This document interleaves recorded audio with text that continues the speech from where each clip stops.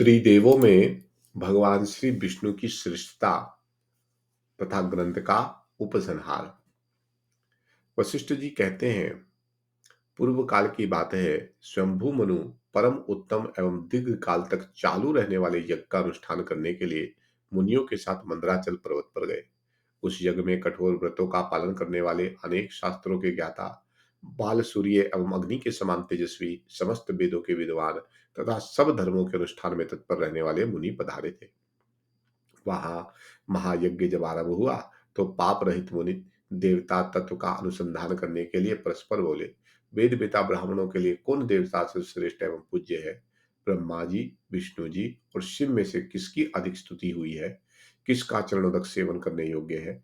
किसको भोग लगाया हुआ प्रसाद परम पावन है? कौन अविनाशी परम धाम स्वरूप एवं सनातन परमात्मा है? किसकी प्रसाद और चरणोदक पितरों को तृप्ति प्रदान करने वाले हैं?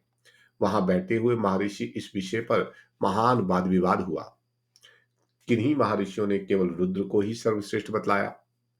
कोई कहने लगे ब्रह्मा जी ही पूजनीय है। कुछ लोगों ने कहा सूर्य ही सब जीवों के पूजनीय है। तथा कुछ दूसरे ब्राह्मणों ने अपनी सम्मति इस प्रकार प्रकट की, आदि अंत से रहित भगवान विष्णु ही परमेश्वर है। वे ही सब देवताओं में श्रेष्ठ एवं पूजन करने के योग्य हैं। इस प्रकार विवाद करते हुए महर्षियों ने शंभु मनु से कहा, वे जो शुद्ध सत्य में कल्याण में गुणों से युक्त कमल के समान नेत्रों वाले श्री देवी के स्वामी भगवान पुरुषोत्तम है, एकमात्र वे ही वेदवेता ब्राह्मणों द्वारा पूजित हैं।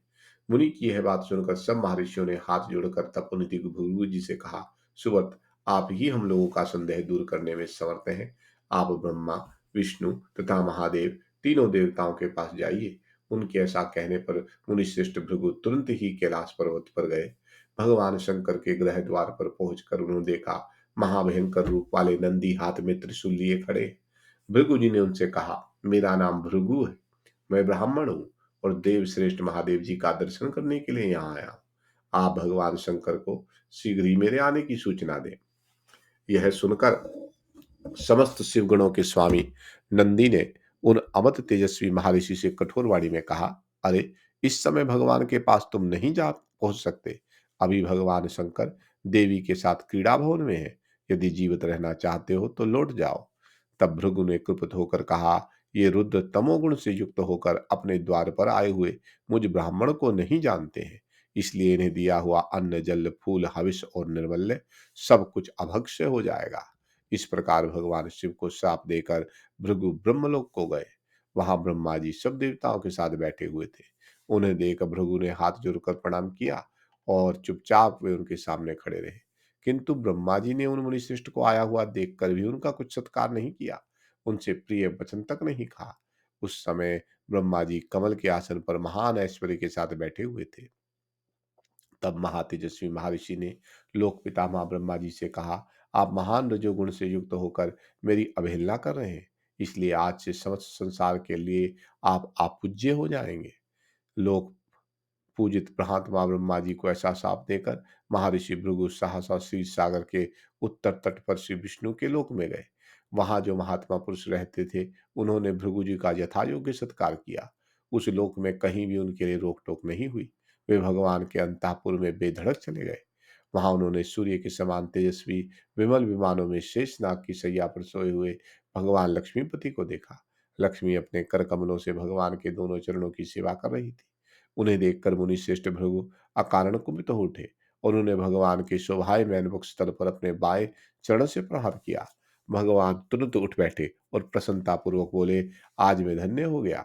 ऐसा कहकर वे हर्ष के साथ अपने दो हाथों से महर्षि के चरण दबाने लगे। धीरे धीरे चरण दबाकर उन्होंने मधुर वाणी में कहा, ब्रह्म ऋषि, आज मैं धन्य और कृतकृत्य हो गया। मेरे शरीर में आपके चरणों का स्पर्श होने से मेरा बड़ा मंगल होगा, जो समस्त संपत्ति की प्राप्ति के कारण तथा अपार संसार सागर से पार होने के लिए सेतु के समान है। वे ब्राह्मणों के चरण धूलियां मुझे सदा पवित्र करती रहती हैं। ऐसा कहकर भगवान जनार्दन ने लक्ष्मी देवी के साथ सहसा उठकर दिव्य माला और चंदन आदि के द्वारा भक्ति पूर्वक भृगु का पूजन किया। उनको इस रूप में देखकर मुनिश्रेष्ठ भृगु जी के नेत्रों में आनंद के आंसू भर आए। उन्होंने आसन से उठकर करुणा सागर भगवान को प्रणाम किया और हाथ जोड़कर कहा, अहो श्री हरि, कितना मनोहर रूप है, कैसी शांति है, कैसा ज्ञान है, कितनी दया है, कैसी निर्मल क्षमा, कितना पावन सत्गुण है। भगवान, आप गुणों के समुद्र हैं। आप में ही स्वाभाविक रूप से कल्याण में सत्वगुण का निवास है। आप ही ब्राह्मणों के हितैषी, शरणागतों के रक्षक, पुरुषोत्तम है। आपका चरणोदक पितरों, देवताओं तथा संपूर्ण ब्राह्मणों के लिए सेव्य है। यह पापों का नाशक, मुक्ति का दाता है। भगवान, आप ही का भोग लगा हुआ प्रसाद देवता, पितर और ब्राह्मण सबके सेवन करने योग्य है। इसलिए ब्राह्मण को उचित है कि वह प्रतिदिन आप सनातन पुरुष का पूजन करके आपका चरणों तक ले और आपके भोग लगाए हुए प्रसाद स्वरूप अन्न का भोजन करे। प्रभु, जो आपको निवेदित किया हुआ अन्न का हवन या दान करता है, वह देवताओं और पितरों को तृप्त करता है तथा अक्षय फल का भागी होता है। अतः आप ही ब्राह्मणों के पूजनीय हैं। आप संपूर्ण देवताओं में ब्राह्मण तत्व को प्राप्त हो, क्योंकि आप ब्राह्मणों के पूज्य और शुद्ध सत्व गुण से संपन्न है। ब्राह्मण लोग सदा पुरुषोत्तम का ही भजन करते हैं। जो आपका पूजन करते हैं, वे ही विप्र वास्तव में ब्राह्मण हैं, दूसरे नहीं। इस विषय में संदेह के लिए स्थान नहीं है। देवकी नंदन श्री कृष्ण ब्राह्मणों के हितैषी हैं। श्री मधुसूदन ब्राह्मणों के हित चिंतक हैं। श्री पुंडरीकाक्ष ब्राह्मणों के प्रेमी हैं। अविनाशी भगवान विष्णु ब्राह्मण हितैषी हैं। सच्चिदानंद स्वरूप भगवान वासुदेव एवं अपनी महिमा से कभी च्युत न होने वाले श्री हरि ब्राह्मणों के हितकारक हैं। भगवान नरसिंह तथा अविनाशी नारायण भी ब्राह्मणों पर प्रकार करने वाले हैं। श्रीधर, श्री, शाह, गोविंद एवं वामन आदि नामों से प्रसिद्ध भगवान श्री हरि ब्राह्मणों पर स्नेह रखते हैं। यज्ञ बारहा रूपी धारी पुरुषोत्तम भगवान केशव ब्राह्मणों का कल्याण करने वाले हैं। यदुकुल भूषण राजीव लोचन श्री रामचंद्र जी भी ब्राह्मणों के सुहृद हैं। भगवान पद्मनाम तथा दामोदर भी ब्राह्मणों का हित चाहने वाले हैं। माधव, यज्ञ पुरुष एवं भगवान त्रिविक्रम भी ब्राह्मण हितैषी हैं। पीताम्बरधारी ऋषिकेश श्री जनार्दन ब्राह्मणों के हितकारी हैं। षडांग धनुष धारण करने वाले ब्राह्मण हितैषी देवता श्री वसुदेव को नमस्कार है। कमल के समान नेत्रों वाले लक्ष्मीपति नारायण को नमस्कार है। ब्राह्मण हेति देवता सर्वव्यापी वसुदेव को नमस्कार है। कल्याण में गुणों से परिपूर्ण, सृष्टि पालन और संहार के कारण रूप आप परमात्मा को नमस्कार है। ब्राह्मणों के हितैषी देवता प्रद्युम्न, अनिरुद्ध और संकर्षण को नमस्कार है। शेषनाग की सैया पर शयन करने वाले ब्रह्मण्य देव भगवान विष्णु को नमस्कार है। कमल के समान नेत्र वाले श्री रघुनाथ जी को बारंबार नमस्कार है। प्रभु, संपूर्ण देवता और ऋषि आपकी माया से मोहित होने के कारण संपूर्ण लोकों के स्वामी आप परमात्मा को नहीं जानते। भगवान, संपूर्ण वेदों के विद्वान भी आपको तत्व से नहीं जानते। भगवान, मैं महर्षियों के भेजने पर आपके पास आया हूँ। आपके शील और गुणों का ज्ञान प्राप्त करने के लिए मैंने आपकी छाती पर पैर रखा है। गोविंद, कृपा निधे, मेरे इस अपराध को क्षमा करें। ऐसा कहकर महर्षि भृगु ने बारंबार भगवान के चरणों में प्रणाम किया। भगवान के धाम में रहने वाले दिव्य महर्षि ने भृगु जी का भली भांति स्वागत सत्कार किया। वहां से प्रसन्नचित्त होकर वे यज्ञ में महर्षियों के पास लौट आए। उन्हें आया देख महर्षियों ने उठकर नमस्कार किया, विधि पूर्वक उनकी पूजा की। तत्पश्चात मुनिश्रेष्ठ भृगु ने उन महर्षियों से यह बात बताई। उन्होंने कहा, ब्रह्मा जी में रजोगुण का अधिक क्या है और रुद्र में तमोगुण का।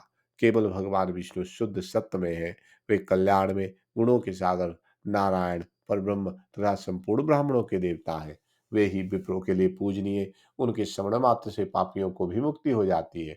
उनका चरणोदक तथा भोग लगाया हुआ प्रसाद समस्त मनुष्य, विशेषता ब्राह्मणों के सेवन करने योग्य है। परम पावन तथा स्वर्ग एवं मोक्ष प्रदान करने वाला है। भगवान विष्णु को निवेदित किए हुए हविष का ही देवताओं के लिए हवन करे और वही पितरों को भी दे। वह सब अक्षय होता है। अतः द्विजोरो, तुम आलस्य छोड़कर जीवन भर भगवान विष्णु का पूजन करो।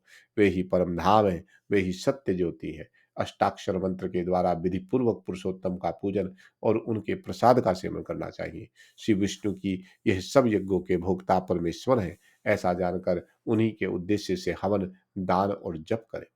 वशिष्ठ जी कहते हैं, भृगु जी के ऐसा कहने पर समस्त निष्पाप ब्रह्म महर्षियों ने नमस्कार किया। उन्हीं से मंत्र की दीक्षा ले भगवान विष्णु का पूजन किया।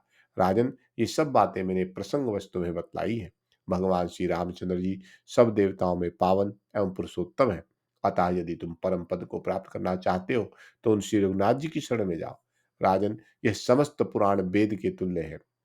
स्वयंभू मनवंतर में साक्षात ब्रह्मा जी ने इसका उपदेश किया था, जो प्रतिदिन एकाग्रचित्त हो, इसका श्रवण अथवा पाठ करता है, उसकी भगवान लक्ष्मीपति में अनन्य भक्ति होती है। वह विद्यार्थी हो तो विद्या, धर्मार्थी हो तो धर्म, मोक्षार्थी हो तो मोक्ष, कामार्थी हो तो सुख पाता है।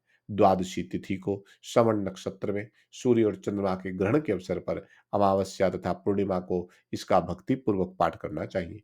जो एकाग्रचित्त होकर प्रतिदिन इसके आधे या चौथाई श्लोक का भी पाठ करता है, वह निश्चय ही 1000 अश्वमेध यज्ञ का फल पाता है। इस प्रकार यह परम गुह्य पद्म पुराण कहा गया। यदि परम पद की प्राप्ति चाहते हो तो सदा भगवान ऋषिकेश की आराधना करो। सर्वे माम देवानां ब्राह्मण तत्महापुहिं तमा त्वामेव हि सदा विप्रं भजन्ति पुरुषोत्तमः। ब्राह्मणस्ते भाववस्तु नान्या सत्रम न संशया। ब्रह्मण्यो देवकी पुत्रो ब्रह्मण्यो मधुसूदना। ब्रह्मण्यं पुंडरीकाक्षो ब्राह्मण्यो विष्णुर्व्ययः। ब्रह्मण्यो भगवान् कृष्णो वासुदेवो अच्युतो हरिः। ब्रह्मण्यो नरसिंहा सया तथा नारायणोऽव्या। ब्रह्मण्यं श्रीधरा श्रीशो गोविन्द वामनस्था। ब्रह्मण्यो यज्ञवाराः केशवा पुरुषोत्तमा। ब्रह्मण्यो राघवं श्रीमान् रामो राजीवलोचनां। ब्रह्मण्या पद्मनाभं तथा दामोदरः प्रभु। ब्रह्मण्यो माधवो यज्ञसत्त्वः विष्णुविक्रमा प्रभु। ब्रह्मण्यक्षा ऋषिकेशां पीतवासं जनार्दना। नमो ब्रह्मण्यदेवाय वासुदेवाय षडङ्गणे नारायणाय श्रीशाय पुण्डरीकेशनाय च। नमो ब्रह्मण्यदेवाय वासुदेवाय विष्णवे कल्याणगुणपुण्याय नमस्ते परमात्मने। नमो ब्रह्मण्यदेवाय सर्गस्थानतिहेतवे प्रद्युम्नानिरुद्धाय तथा संकर्षणाय च। नमो ब्रह्मण्यदेवाय सर्वदेवस्वरूपिणे वराहाविषे नित्याय त्रियानाथाय ते नमः। नमो ब्रह्मण्यदेवाय नागप्रशांकशायिने राजीव दलनेत्राय राघवाय नमो नमः। मायाय मोहितां सरदेवासुरसिसत्तास्त्वे न जानन्ति महात्मनं सर्वलोकेश्वरं प्रभु।